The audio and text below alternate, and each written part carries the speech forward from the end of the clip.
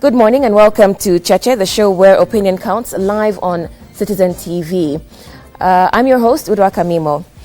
Today's guest heads the body that runs the country's elections. James Oswago is the Chief Executive and not Electoral Officer, as I've been saying, of the Independent Electoral and Boundaries Commission, which, as we know, has been accused of mischief and is facing down calls for heads to roll.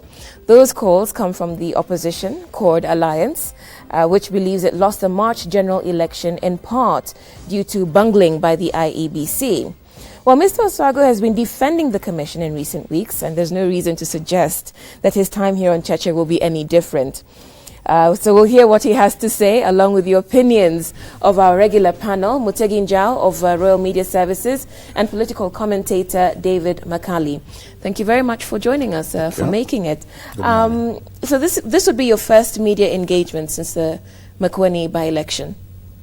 Yeah. Yeah. Do you feel vindicated as the IEBC by that process? Certainly. Why? Well, the technology worked well. The result transmission worked well. The last minute hitch with the inclusion of the last candidate was done very well. And if the commission had not acted proactively, unknown to many people, that election would not have been done. So Makueni reflected one, strategic thinking, secondly, perfect logistical organization, and it was run the way an election is supposed to be run, despite many hitches. Okay. God said after the elections, the Makueni election was evident that you can do a good election if you want to. If you want to. If you want to. That the 4th and the 5th of March, all those bunglings were then because you, the Electoral Commission, had an agenda to help Jubilee win. How do you say to that? The Independent Electoral Boundaries Commission is a constitutional establishment. And the mandate of the commission is set in the Constitution. We conduct our affairs in order to meet that constitutional provision. And nowhere in that constitutional provision is there a requirement that the Electoral Commission should at one time or the other choose to favor one side or disfavor another side. But you chose. That's from a textbook, Mr. Oswago. Yeah, you chose to help. What is the Jubilee. reality? Yeah. We didn't choose. There are things that are said not to have gone well, and things do sometimes not go very well in an election. So there are things that may not have gone as well as we ourselves wanted. And I think it is good to be charitable also and look at the history of the commission from IIC to IEBC. We had run a referendum, we had run 17 very good by-elections, and we had established a track record for the commission. You judge an institutional body, you judge a body by its own track record. We had established a reputation. We had established a performance threshold. Surely judge us with that. Of course, that's the reason why everybody had confidence in you until you botched the main test. You passed the mocks, passed the rehearsals, but then you failed the exam. When you say we botched, Joshua. David, when you say we botched, really, where is it? Where is the botching? Like now. Give me an example. The other day, the commissioners went to parliamentary committee. They gave the final results after a lot of hustling to get the final result. The figures, 12 million plus. Those figures are in dispute. Is it not an issue to you that those figures are in dispute? You have computers, it's all additions. So in fact, somebody said even a standard true child can do additions. There is no multiplications, there is no calculus. Why is it that it took you so long to bring these results and on demand from Parliament? Very well. Number one, the framers of our constitution, in their own wisdom, provided that you'll run 6 elections in one day. When you run 6 elections in one day the way we did, you are actually running 1,802 elections in one day. And you're using nearly 200,000 staff, most of whom are new and are not our own staff. So you employ presiding officers. Where the road meets the rubber is the presiding officer. And the presiding officers are not our staff. So you employ them on a short-term basis. You train them for 3 weeks or so. We would have wanted to train them for months. But because of budgetary constraints, we are limited in the time we train them. So you train them for weeks, you deploy them. Once you deploy them, and in particularly in an environment where you're required to run an election for 6 elections, there are bound to be hitches. The problems we had in computing those results is nothing to do with the lack of computers. We have several computers. But it is not that simple. You want to verify that the result that was recorded at the polling station level is right. Unfortunately, the person who collected is already gone. All right. So there is a demand for us to tally and compute and transmit these election results. But as you edit or audit the process, you come to a level where you find the individual who did it is not there. You can't reconstruct these things. You have to make sure you get these fellows, you have to ask what was this, and then you present a result. I think the result which we presented to the Parliament the other day, despite what might appear to be faults here and there, is by and large a disproportionate representation of the will of the people of this country as far as the outcome for those elections are concerned. But one it may could not be argue a that perfect thing. It may not be arithmetically or mathematically correct. True, I agree with that. It may not be. You know, there could be areas where you still find, okay, fine, David could have got 1 vote here more and Woodwork 2 votes there less. All right. Yeah. That could be true. I think it's instructive. But you judge the report. You judge a report of that nature by its totality. Your slip, edit versus audit, could be instructive in this case because, of course, the accusation is that you edited the results, you didn't audit them. And so when David asks you about the botching, we have a litany, a catalogue of failures coming from the electronic voter registration system, the failure of the BVR kits, training of your officers, the transmission of the itself, results, gadgets not being charged properly.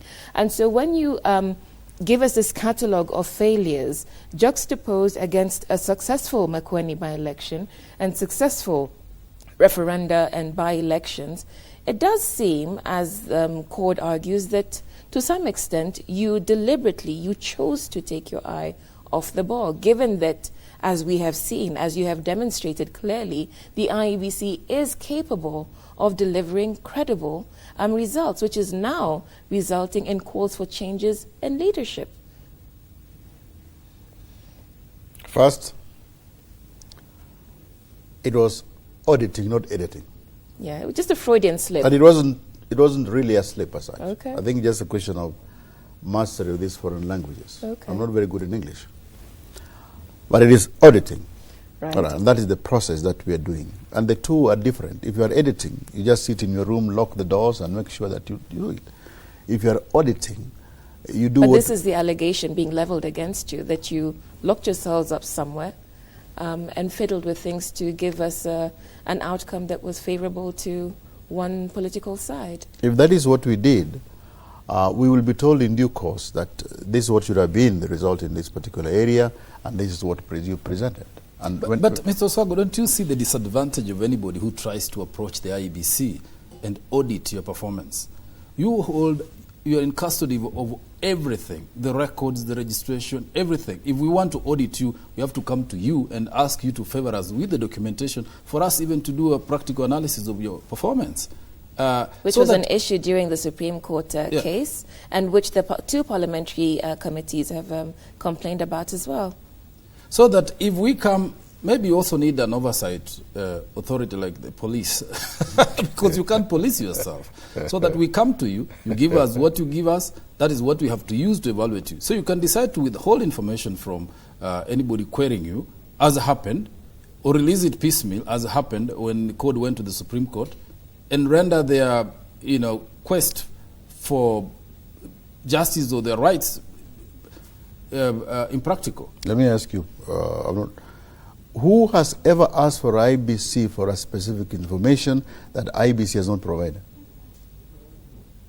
Wasn't this a matter even in the Supreme Court, that Yeah, it took you long to supply the information? No. Tell me a specific case where we are asked to provide this and we didn't provide. I've just referred to the Supreme Court. The Court lawyers said in court that it took them so long that by the time you availed the information, it was too late. And in fact, the famous petition documents that were rejected by court on the lack of time were a consequence of your delay in handing over the documents. I know that the result of the Supreme Court is now subject to, anybody can discuss it, but I don't want to go there because of, it's a very emotive issue, and it is still difficult to discuss the ruling of the Supreme Court without importing into a discussion emotional considerations. Actually, we're not discussing the results, we're discussing your behavior during the Supreme Court ruling. The failure to produce material requested in good time, which has also been noted by 2 parliamentary committees. I think we blame the law. Why do we blame the law? Because the law provides that every time you go to court in an electoral matter, this is the Election Act, IEBC is automatically a party to those proceedings. So if you go to court, the IEBC is already a defendant. And perhaps being cast in the role of a defendant, perhaps maybe that could explain some of these things. But maybe we need to change the law in such a manner that in all electoral matters, the IEBC as a public institution is mandated and bound to provide or avail the information that is used in those processes.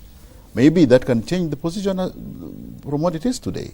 But as we are talking now, if you are a governor, if it's an election and you are a aggrieved party and you go to court, the first person who is put on the defensive is the IEBC. Maybe this is an issue that we should look into, because electoral reform, you cannot do electoral reform by only looking at one aspect of the election. Electoral reform can only be done if it is holistic. If you look at it, the whole spectrum, the whole gamut of everything else. So you're not quite answering our question. Woodwork, you had earlier on reeled over litany of failures. One of those was the BVR. David and my brother. The BVR worked 100%. It didn't fail. I've heard people say there's a failure in BVR. BVR did not fail. BVR is that tool you use to ensure that in the register you don't have more than one person bearing the same identity. BVR is what you use to ensure that when you open the register, there is only one Mutegi job. And if there are 2, you change them. Yes. By and large, almost 98%. But in the register which we produce, electronic registers, the voter thing that is called EBIT. That is the electronic voter identification. When you go, that's a different thing. That's the one that failed. Yeah, but it's a different thing. It's not BVR. Okay, well, why did it fail? I'm coming to that. Okay. Just a minute. I'm coming to the that. context of the BVR failure was the delay in procurement, which of course then had a knock-on effect on various other processes that you need to go through. Yeah, so let's just be clear about that. No. The BVR first did not fail. The failure, the delay in the procurement. What failed is the electronic transmission of the results. Yes. And the equipment. Voter identification. Voter identification. Those 2 aspects failed graphically. Didn't work to our expectations. In some areas, they didn't work at all. What do you mean work to expectations? And we can explain.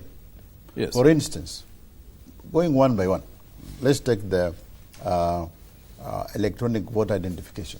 Yes. The device that when you go to a polling station, you are supposed to put a thumbprint, then it matches your biometrics with the register. Yes. Then it comes up and shows this is the person. Yes. Before you go to failure, look at the amount of technology that was introduced within a short period of time. And this is not an excuse, Woodwork. This is not an excuse that IEBC is coming up with. we are completely changing up the electoral landscape in the country. You are doing BVR, meaning you are introducing technology in the way you build your register. Then you are introducing AVIDs, electronic voter identification devices, a completely new thing at the voting point. Then you are also introducing the element of electronic transmission of results. You are totally changing the landscape, totally changing the character of those elections. All right. That itself, even if it worked well, is a monumental undertaking. Yes. It's not something that you can take lightly. It was a monumental undertaking, and if it didn't work 100%, that would have been expected, number one. Number two, where did it fail? For example, let's take the AVID, the one for identification. It is true that in some cases, the batteries did not work well, and it didn't work well because they were charged, but the discharge rate was very high.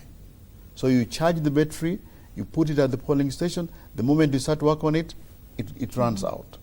Now, that was something that happened, and and the Commission has to accept, and that is something that we will look into, and we have already looked into. We have found a cure for that. But as we were going to this election, we felt because the batteries were there and they are fully charged, they'll work as they should have been. Unfortunately, the staff who are handling this, who are not our full-time staff, either fail, one, to correctly charge the batteries or to correctly connect them to the devices. That is a failure which the Commission must accept. Secondly, on the result transmission, also there were problems. But remember, 3 weeks after this election, we did a by-election. We did an election in Kuria and Samburu, and both two things worked perfectly. I liken what happened to IEBC to the case of NASA in the U.S. has been sending spaceships to the international, it's called Laboratory Center, and sometimes back they sent one which collapsed and killed astronauts. Yeah. Yes. You didn't call that botched. You didn't call that inefficient. You didn't call that a result of inefficiency. These things happen. Unfortunately for an election, and unfortunately for IEBC, it happened at the wrong spot and the wrong time. So I'm under pressure but I to take a break. But something happened. And that thing that happened, which didn't go according to our own planning, is something that IEBC, we have to be strong enough and accept that there are things which didn't go according to the way we planned. That is the truth. Okay. But let's be charitable. What are these? And can we put them in a proper context and understand? But one thing I would say before we break is that I didn't know, and I don't think there is evidence, of one corporate intention to say, give it to so-and-so, deny so-and-so. All right. Okay, we'll take a break we'll now. Get back to we'll that. take a break now and come back to that issue. This is Cheche, live on Citizen TV.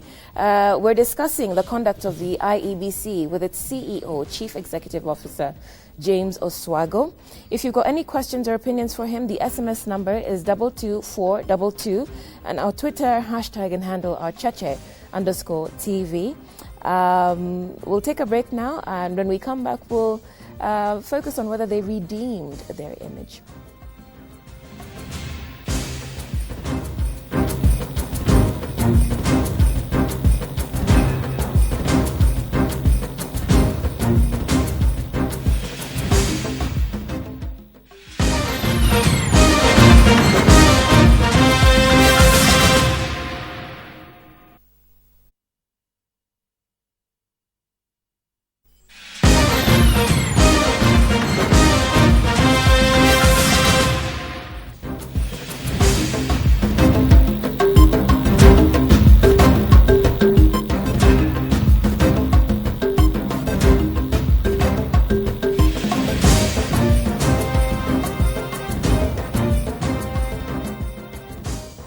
Welcome back to Cheche, the program where opinion counts. James Oswago, Chief Executive Officer of the IEBC, is our guest this morning. He's with us in the studio. And before the break, we were talking about the failures of the March general election. Those failures have prompted calls for the leadership of the IEBC to resign. Will you resign? I have not heard anybody saying the leadership of IEBC should resign. I have heard people saying IEBC should be disbanded or reformed or one of things be done. Okay.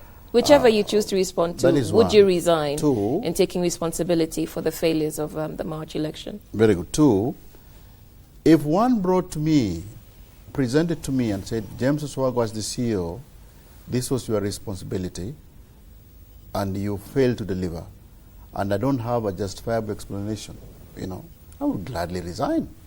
But the issue is, how do you deal with the systemic issues? For instance, if today a decision is made, disband the commission, that raises a larger issue. Are we going to say in this country, every time we run an unsatisfactory election, we disband the commission?